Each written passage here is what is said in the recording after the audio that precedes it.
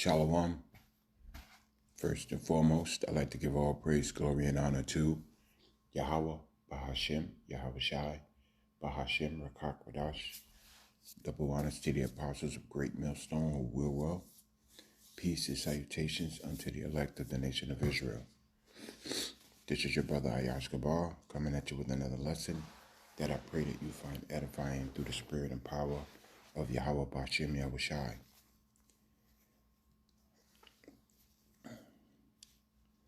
The book of Jeremiah, chapter 50 and verse 35. A sword is sharpened upon the Chaldeans, saith Yahweh Bashem Yahushai, and upon the inhabitants of Babylon, and upon her princes, and upon her wise men. And the Chaldeans were the witches and warlocks of Babylon, back during the time of King Nimrod. And Babylon the Great, aka America, follows in the same stead and is being called the daughter of Babylon because it follows a lot of the same customs that old Babylon, had and done, as far as this witchcraft, and this old paganistic gods, and stuff like that. But nonetheless, a sword is being sharpened against this place. And who is he, who can draw back the arrow of an archer? No one, but nonetheless, the nations are gathering together, to come against Babylon the Great, because here's one of the problems that Babylon has, because this place has been on top for so long, it can't see itself on an even plane with any other nation. It's either I'm the head dog or no one is. And that mindset is going to be the demise of, this place, the way that, a lot of people have enjoyed it to be. Although it's wicked, a lot of these Babylonians here in America have enjoyed that rulership on being on top, not having to justify itself to no one, not even having to give, anything in return for its how should I say it? This place has always had it where it didn't have to justify itself to its subordinates. I'll just leave it at that. But, nonetheless, the times are changing. The tides have shifted. Babylon the Great is no longer the only superpower in the world. You got places like Russia, China, Iran, and in some cases even Turkey as being a superpower, and that's a status that Babylon has always prided itself on. It's always prided itself on its military might and its nuclear force. But these other nations also have these things, which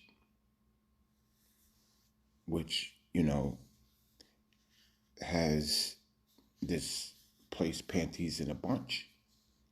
So here's an article here on NBC News, and the title of it reads, "In Ukraine war, China is helping tilt the momentum in Russia's favor," top U.S. spy says. And it, this article was dated a day ago. 1 day ago. But nonetheless, all of this is prophetic because, the scriptures say that, the nations shall be mad with the whore. So all of these nations are gearing up together, you know, what I'm saying, to come together as one major force. So I'm going to read a little bit of this article. I'm not going to read the whole thing. You can read the article for yourself. But, the point is in the title. The nations are coming together to assist each other, during these times.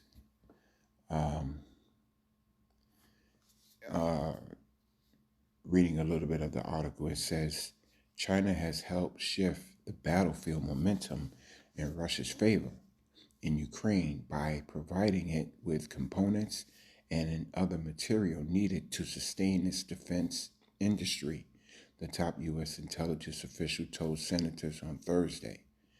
Beijing's assistance comes as Russian forces make incremental progress in Ukraine, and Moscow attempts to ratchet up pressure on Kiev by bombing the country's critical infrastructure. Director of National Intelligence Avril Haines said at a hearing of the Senate Armed Services Committee. So although China is helping Russia, the scripture says that, Magog shall be a help unto them, because at the end of the day, it's prophesied that Russia, aka Gog, is, is going to bomb this place, or Salakia. Let me correct that. The scriptures say that Gog shall be a help unto them, because when Gog and Magog, starts its campaign, to bomb, aka Babylon the Great, and bring this place to desolation, the other nations are going to be doing the same thing. You know what I'm saying? Because this place is slated for destruction. The book of Joel, chapter 3 and verse 9. Proclaim ye this among the Gentiles. Prepare war. Wake up the mighty men. Let all the men of war draw near. Let them come up. And that's exactly what's happening.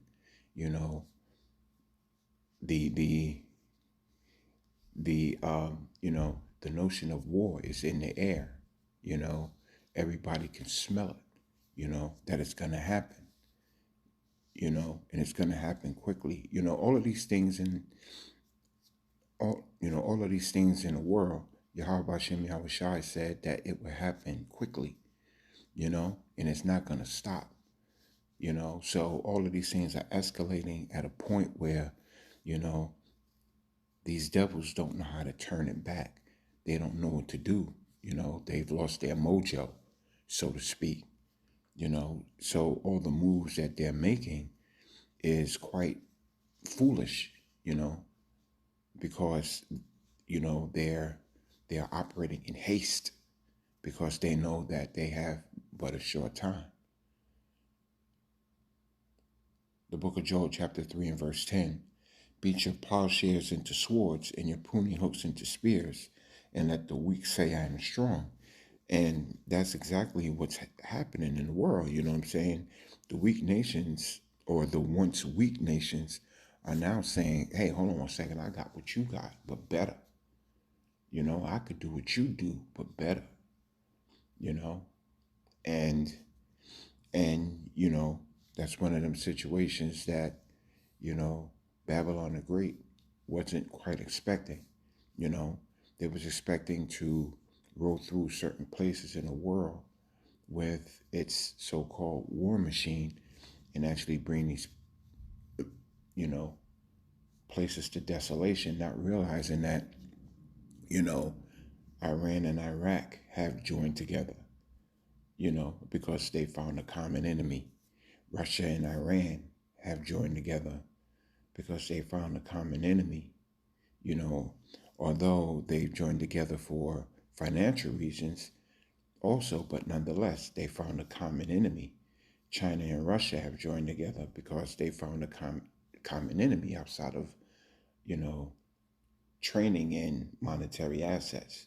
So all of these things that's happening in the world is by way of the foolishness of Babylon the Great that are causing these other nations to look at history and look at the way that Babylon the Great has done things and come together to prevent these things from happening to them.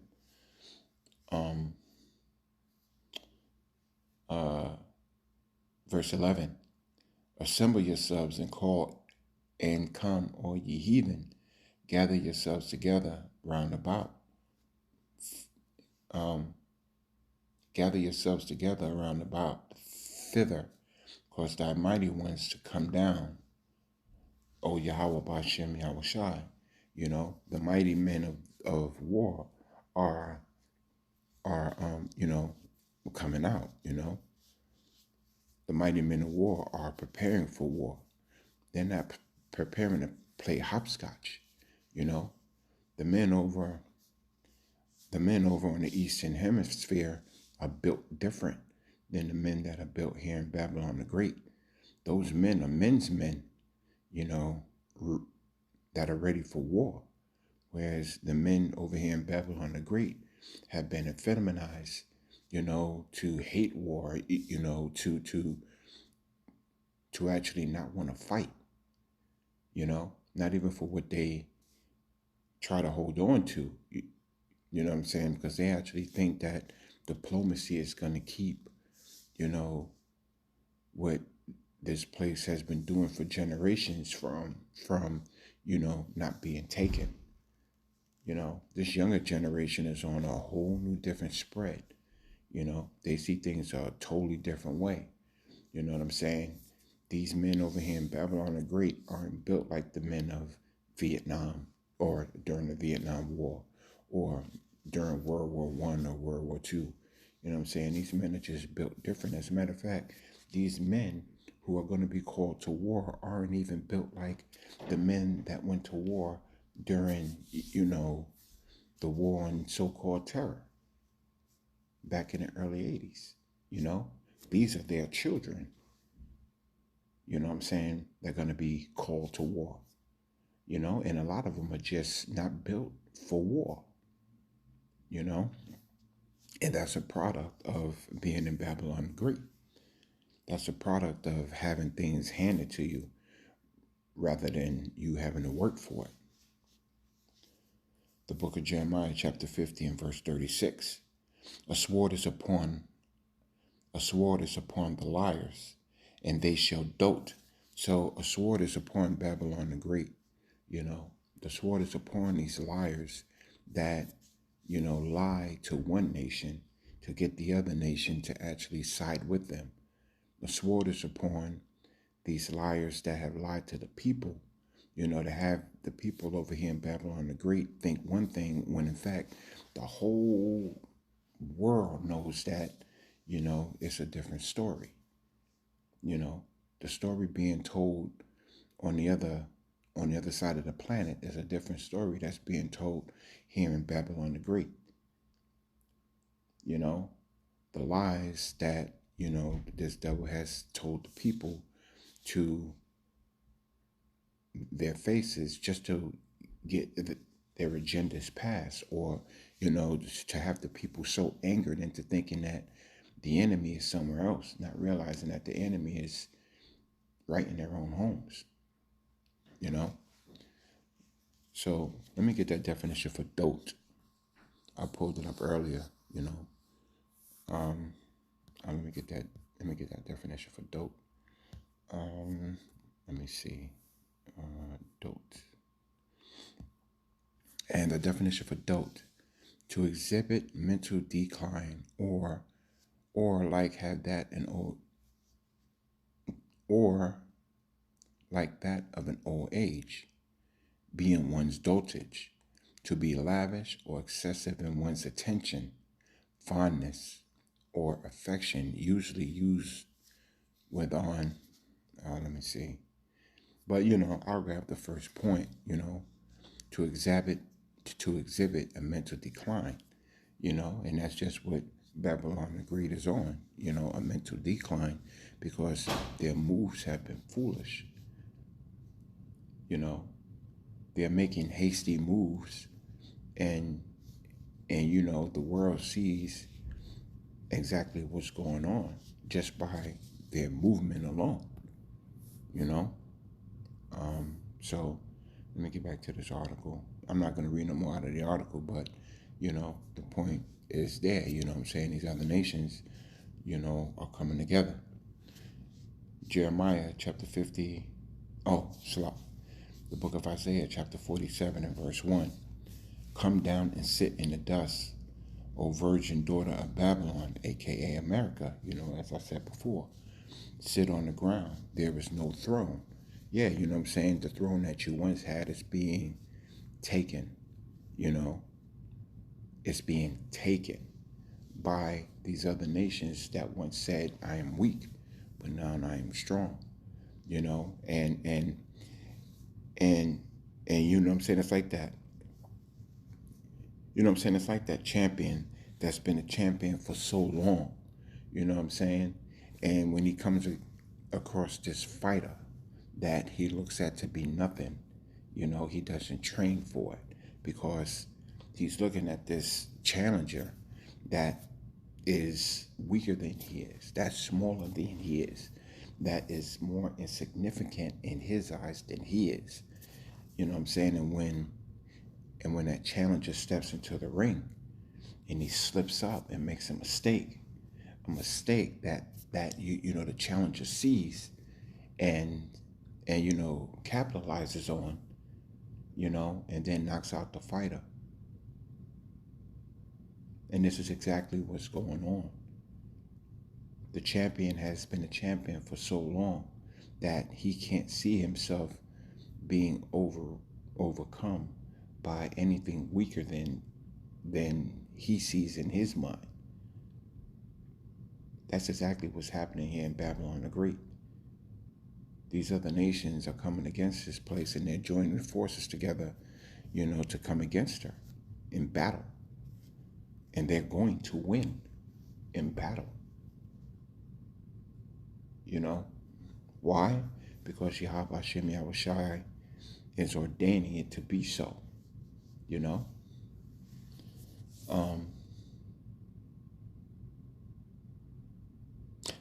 There is no throne, O daughter of the Chaldeans, for thou shalt be no more called tender and delicate. And that's exactly the time that we're running into. This place isn't going to be called tender and delicate. This place is going to be raped, robbed, and murdered. Because when those nuclear missiles be launched upon this place, they're not going to be turned back. Like I said earlier in this lesson, who could turn away and, a swift arrow? No one. You know what I'm saying? Because those instruments of war that's going to be shot off by these other nations are going to have the spirit of Yahweh Hashem Yahushai in them to fulfill its purpose. And no one's going to be able to turn it back. So, yeah, you know what I'm saying? The time that's coming is going to be quick.